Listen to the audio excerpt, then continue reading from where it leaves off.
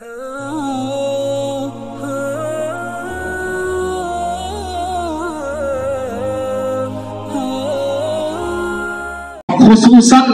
अगर वरसा में वारिसीन में अगर कोई नाबालिग हो, यतीम बच्चा हो, तो याद रहे फिर इस गुनाह की संगीनियत और मजीद और बढ़ जाती है।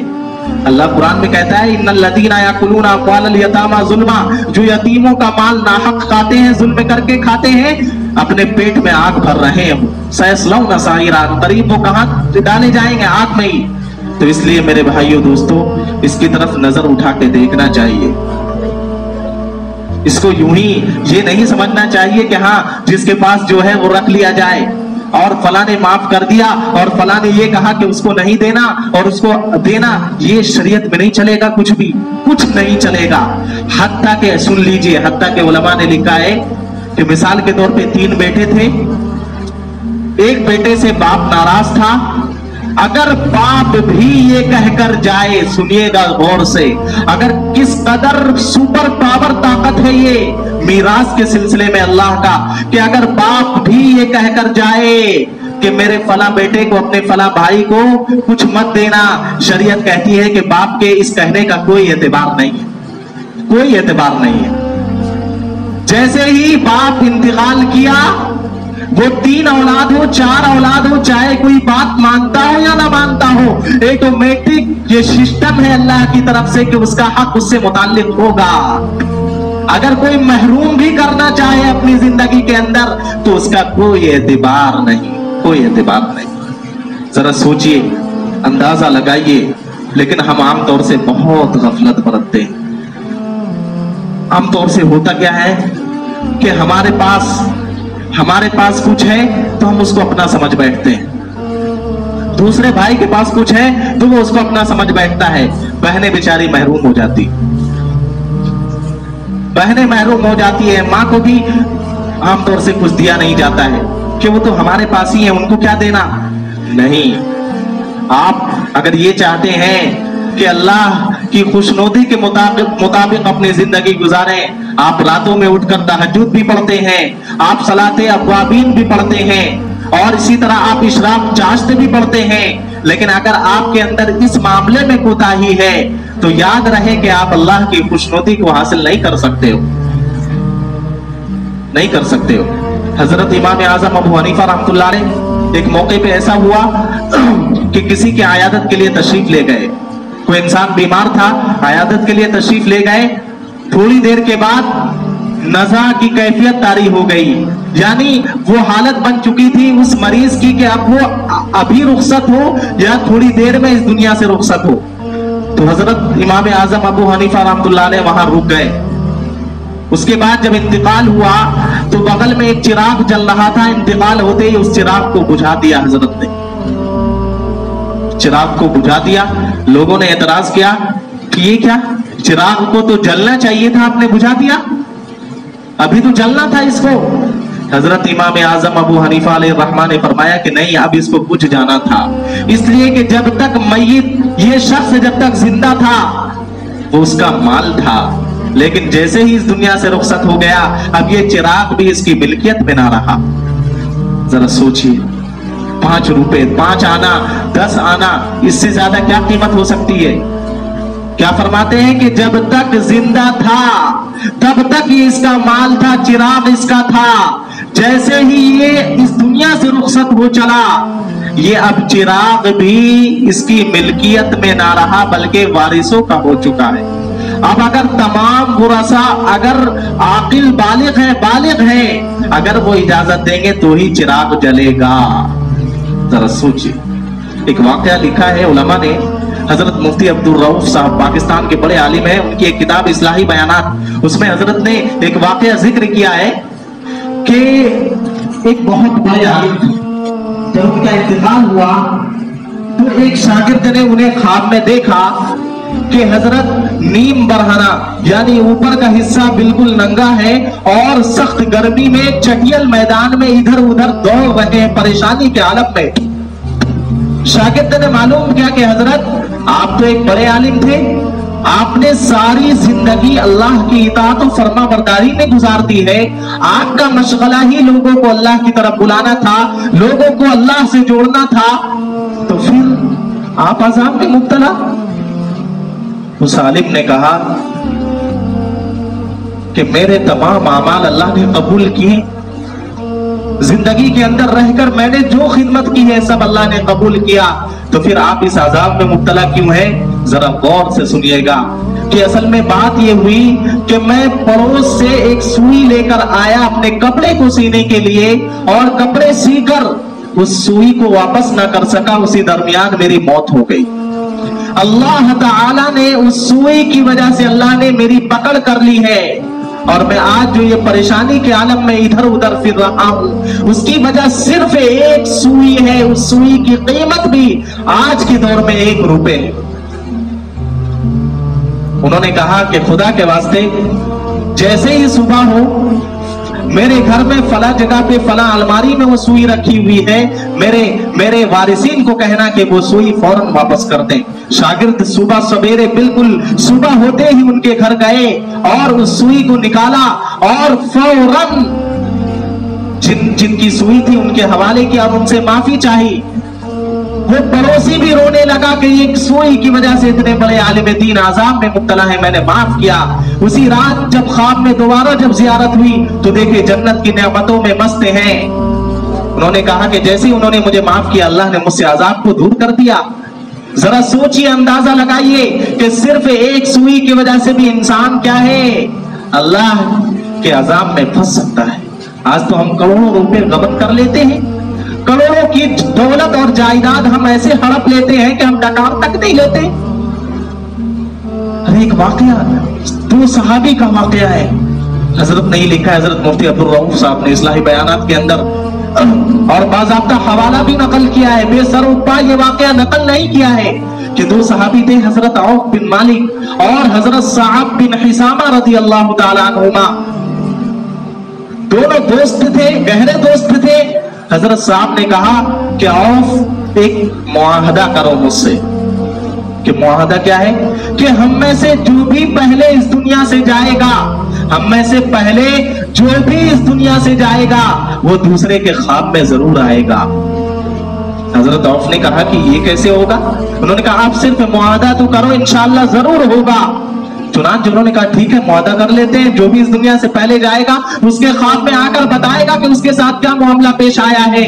चुनांचे अल्लाह का करना हुआ कि खुद जो मुआहदा करवाने वाले थे हजरत साहब, उनका इंतकाल पहले हो गया।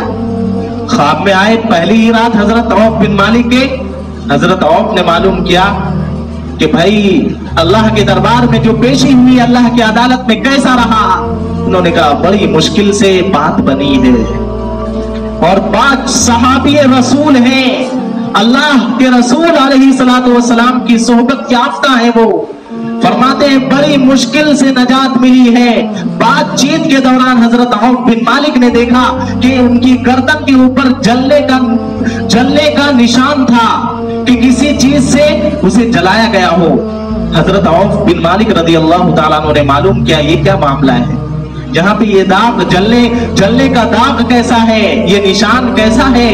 उन्होंने फरमाया कि बात असल में ये है कि मैंने अपनी जिंदगी के अंदर एक यहूदी से 10 दीनार कर्ज लिए थे और मैं वापस ना कर सका कि मेरी मौत हो गई। मौत का तो कुछ भरोसा नहीं है। अल्लाह रब्बुल इज्जत ने पकड़ कर लिया कि वो 10 दीनार जो तुम्हारे ऊपर है, उसी दीनार को मेरी गर्दन पे दागा गया है, उसी दीनार को मेरी गर्दन पे दागा गया है। चुनांचे उन्होंने कहा कि आप मेरे घर जाएं और फला जगह वो 10 दीनार रखे हुए हैं, वो फौरन उसे अदा कर दें। अदा करने के बाद फिर अल्लाह की तरफ से नजात मिले। तो मेरे भाइयों दोस्तों,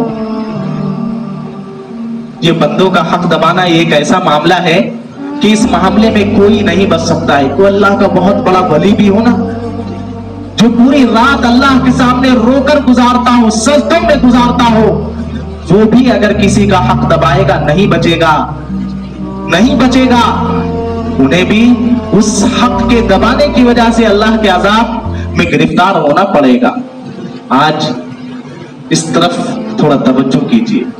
उसकी बेहतरीन सूरत यह है کہ جب گھر کے اندر کسی کا انتقال ہو تو سب سے پہلے مرنے کے بعد اس کے ورثہ میں کتنے لوگ بچے ہیں اور کیا کیا چھوڑ کے گئے ہیں، وہ ایک کاغذ کے اندر لکھیے اور کسی ماہر مفتی یا دارالفتاء، دارالعلوم دیوبند، مظاہر العلوم سہارنپور یا دارالقضاء امارت شریعہ پٹنہ وغیرہ روانہ کریں اور معلوم کریں کہ بتائیے کہ تقسیم شرعی کیا ہے اس میں، یعنی شریعت کے مطابق اگر ہم اس کو تقسیم کرنا چاہیں تو کیسے کریں گے۔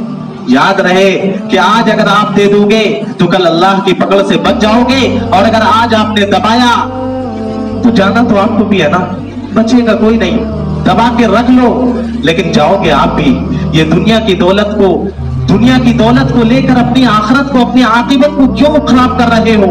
جہاں ہمیشہ رہنا ہے، یہ ایک موت ہے، صرف ایک موت ہے جو اس دنیا میں آنی ہے، دوبارہ کوئی موت نہیں آئے گی۔ حتیٰ کہ غالباً مسلم شریف کی روایت ہے کہ جب اللہ رب العزت جنتیوں کو جنت میں پہنچا دیں گے، جب جنتی جنت میں چلے جائیں گے، جہنمی جہنم میں چلے جائیں گے، تو موت کو ایک مینڈھے کی شکل دی جائے گی اور اس کے بعد ایک فرشتہ ندا دے گا کہ سن لو جنتیوں اور سن لو جہنمیوں، اب موت نہیں آنی ہے، اور موت کو پھر جو اس مینڈھے کی شکل میں اس کو ڈھالا گیا تھا اس کو ذبح کر دیا جائے گا۔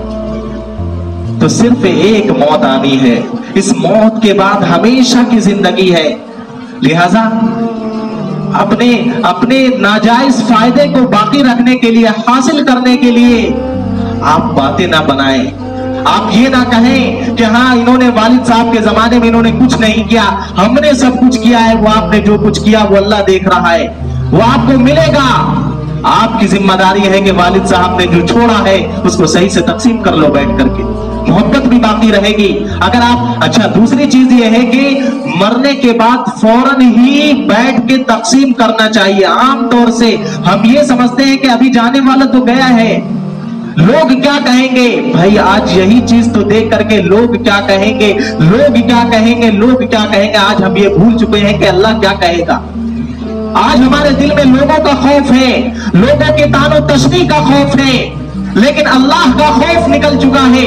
ارے اللہ تم سے کہتا ہے کہ مرنے والا جب چلا گیا تو فوراً مل بیٹھ کر کے اس مال کو تقسیم کرو صحیح طریقے سے، اگر اس کا قرض ہے تو اس قرض کو ادا کرو۔ اور آپ کہتے ہو کہ لوگ کہیں گے کہ کیسے یہ لوگ انتظار میں بیٹھے تھے کہ جیسے ہی جانے والا جائے اور ہم لوگ تقسیم کریں، کہنے دو، کہنے والے کہتے رہیں۔ اللہ کا خوف اپنے دل میں پیدا کرو۔ اگر اللہ کا خوف اپنے دل میں پیدا نہیں کرو گے تو پھر اسی طرح لوگوں کے کہنے کا خوف رہے گا اور لوگ کہتے رہیں گے۔